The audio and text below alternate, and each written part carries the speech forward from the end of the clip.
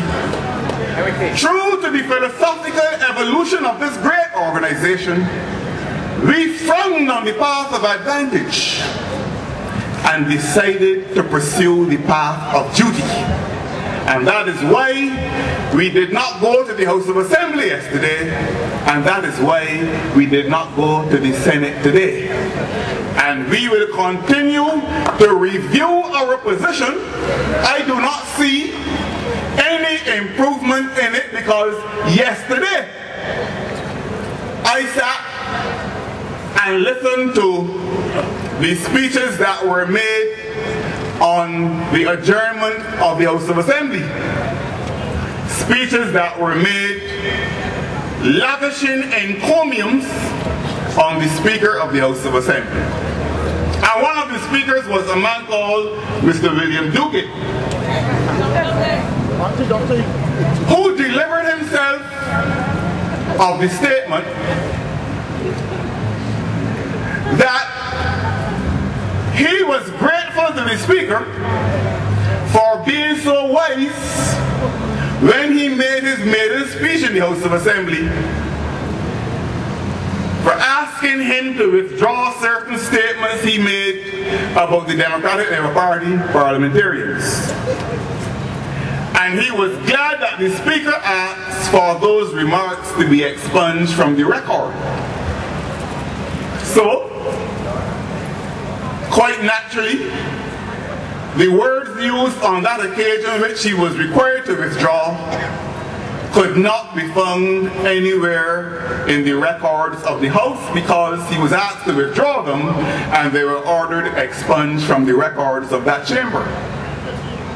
But Duguid went on to remind the Speaker and remind the House and remind Barbadians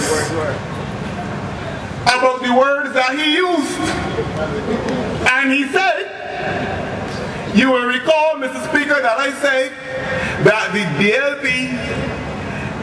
DLP parliamentarians are akin to the good, the bad, and the ugly, and that there are a bunch of criminals.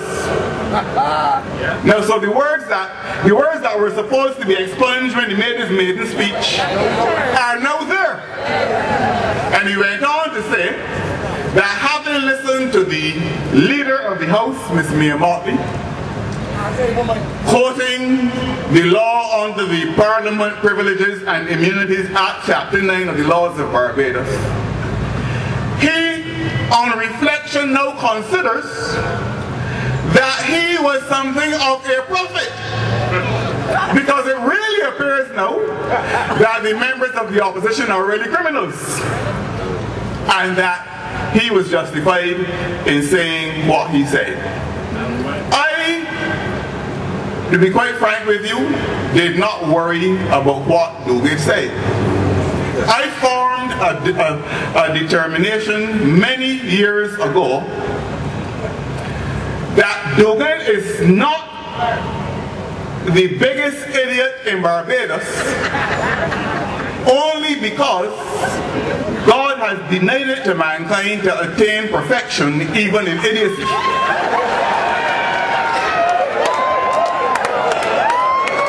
So I do not mind what Duguid says, but what angered me, what inflamed my passions and excited my ire, was the fact that the Speaker listened and did not ask to have the words withdrawn or expunged from the records. So what Duguid did not achieve when he made his maiden speech, he achieved yesterday speaking on the adjournment. And I want to say here tonight that the Democratic Labour Party parliamentary group was justified in staying away, and I stand solidly behind the leader of the opposition, the chairman of the party, in the stand which that group has taken. That is my position. We cannot afford to behave like political kittens, following the path of advantage, the path where advantage lies. We don't want Mr. Rouet or Miss Motley or Miss Billy Miller to pat us on the heads and to play with our fur. We are not kittens. We are men and women of character, and only men and women of character can chart a future for Barbados, and that is why we pursue the path of duty and not the path of advantage.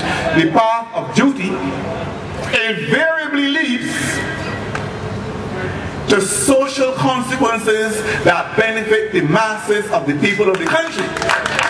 The path of advantage usually leads to individual benefits.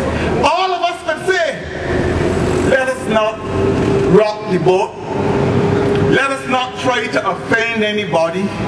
Let us try to make sure that nobody calls the calling program and curses us. We could all have said that. That's the path where advantage lies. But the path where duty lies requires us to take the long view of history, to look down the tapering vistas of the future, and to put the interests of the people of Barbados first. And that is what we have done on this occasion. And that is nothing unique to us. It happened when we were discussing independence here for Barbados, when scores of people in various walks of life could not see what Errol Barrow could see, could not see what James Cameron Tudor could see, and thought that the party should step more cautiously and be a little more gingerly in its approach to the issue of independence. We pursue the path of duty then, and that is why this government, although in a devalued way, can boast of Barbados being the #1 developing country in the world. All of that can be traced to the foresight of the Democratic Labour Party, and that is why the path of duty appeals to us and not the path of advantage. If Branford, Tate and Erskine Sandiford and all the others of them were minded to pursue the path of advantage in 1992-93, Barbados would not be able to register upwards of 1 decade of continuous growth in its economy for the benefit of its people. We had to take hard decisions based on duty, not on advantage. And those decisions based on duty have redounded to the benefit of the people of Barbados and have placed this nation on the way to a vertebrate future.